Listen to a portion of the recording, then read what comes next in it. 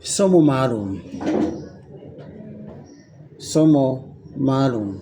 Tulijifunza masomo manne yaliyopita kuhusu metabolic acidosis. Sijui nini acidosis.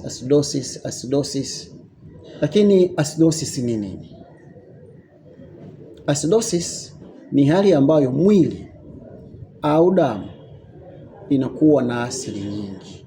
Ni hali ambayo mwili au damu inazalisha asidi nyingi. Hivyo pH ya damu hushuka chini ya 7.5. Wataalamu wa maabara tunaelewa vizuri hiyo.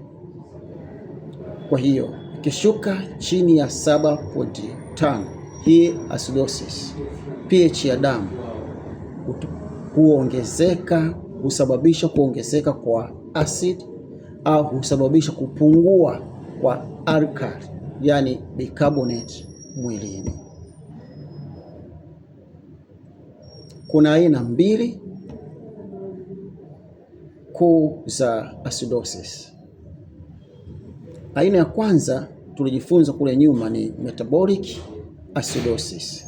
Hii husababishwa na kuongezeka kwa acid au kupungua kwa bicarbonate. Na hii utaona kwa wagonjwa wa matatizo ya figo zilizoferi, kwa wagonjwa wa kisukari,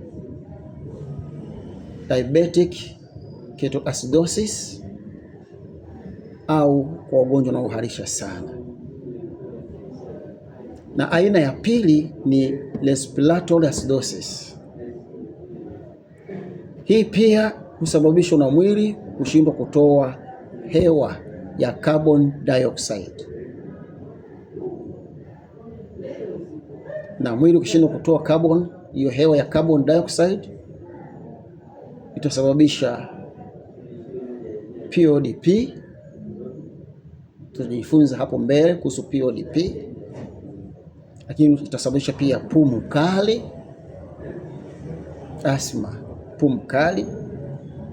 Lakini pia itasababisha magonjwa yanayopunguza upumuaji. Kuna magonjwa ambayo yanasababisha upumuaji upungue, ushuke, usiokuwa wa kawaida. Hiyo ndio acidosis. Swala la msingi, njia rahisi ya kukumbuka ni acidosis ni asidi nyingi mwilini au pH chini ya 7.35. Na alkaline au alkalosis ni alkali kuwa nyingi, pH zaidi ya 7.45.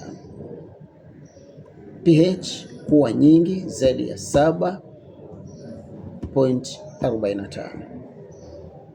Basi Mungu awabariki sana. Amen.